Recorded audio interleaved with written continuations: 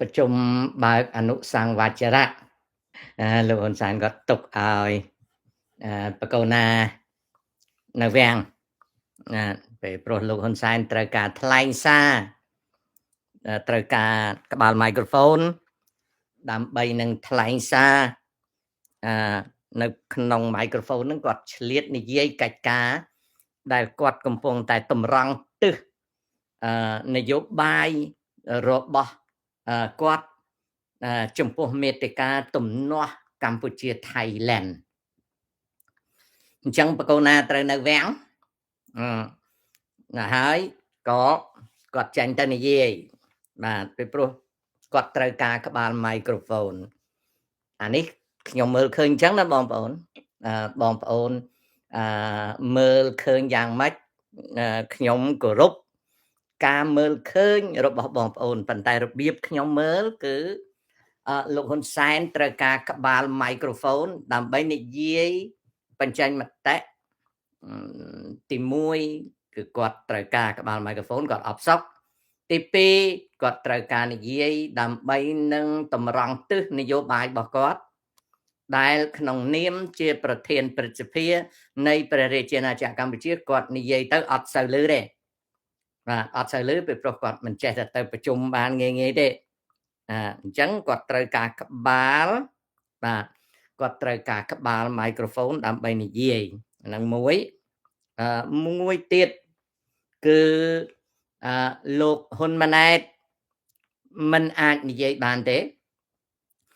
លោកហ៊ុនសែនក៏រៀនដើរនយោបាយជើងពីរណាដែល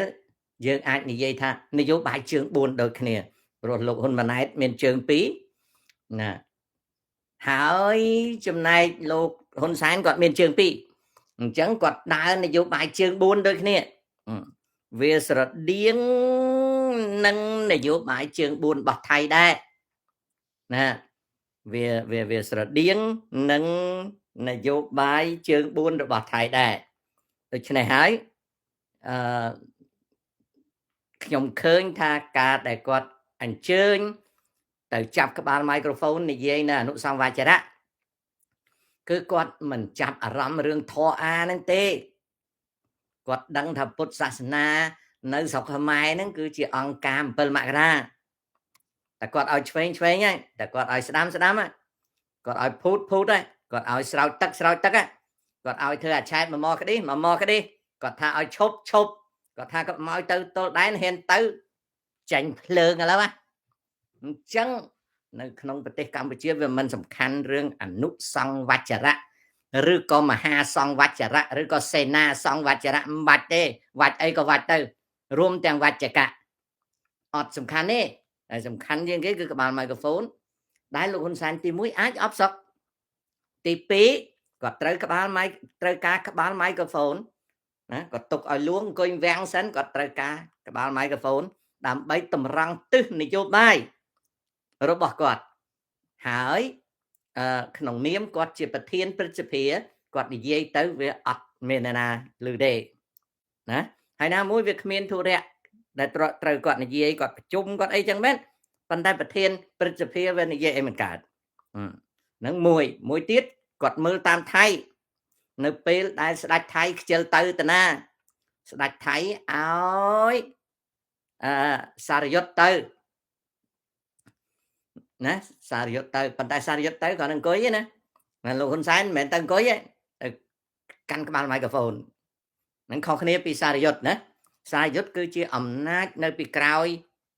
ព្រះបរមរាជបល្ល័ង្កចំណែកហ៊ុនសែនគឺជាអំណាចនៅពីលើព្រះបរមរាជវាំងមួយគេថាសារយុទ្ធគឺជាអ្នកកាន់អំណាចធំនៅពីក្រោយព្រះបរមរាជបល្ល័ង្កចំណែកហ៊ុនសែនគឺជា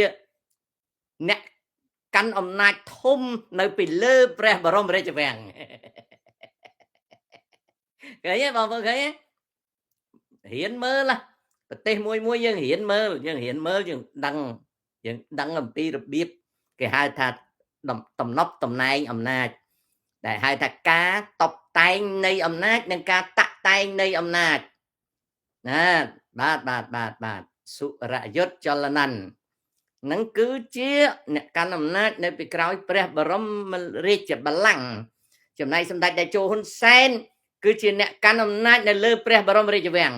នៅពីលើព្រះបរមអាហ្នឹងអញ្ចឹងណាអញ្ចឹងទី1គាត់អាចអបសុកទី2គាត់ត្រូវការមីក្រូហ្វូនទី3គាត់ត្រូវការតម្រង់ទិសនយោបាយរបស់គាត់ទី4កូនគាត់នាយករដ្ឋមន្ត្រីហ៊ុនម៉ាណែតមិនអាចនិយាយបានទេអញ្ចឹងលោកហ៊ុនសែនកំពុងតែដើរនយោបាយជើង4ដែរ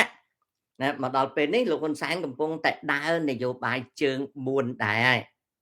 ណាថៃដើរជើង4ណាលោកហ៊ុនសែនដើរជើង4ថៃមានអ្នកកាន់អំណាចនៅពីក្រោយព្រះបរមរាជវាំងសុរាយុទ្ធចល័នចំណែកឯលោកហ៊ុនសែនកាន់អំណាចពីលើព្រះបរមរាជវាំង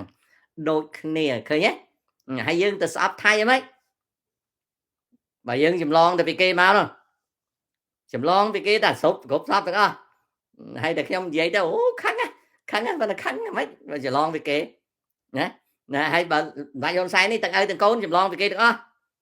អញ្ចឹងត្រូវតែជាគ្នាទៅចុះបើលោកហ៊ុនសែនជាគ្នាខ្ញុំត្រេកអរថងថាវាអត់បានប្រយោជន៍អីទេស្អាតធម្មតាទេចាននៅក្នុងរាវក្នុងលក្ខណៈជាអាស៊ានប៉ះគ្នាមកស្ដាំងទៅណាហើយរាប់រកគ្នាវិញទៅរកស៊ីមួយគ្នាទៅអាហ្នឹងអញ្ចឹង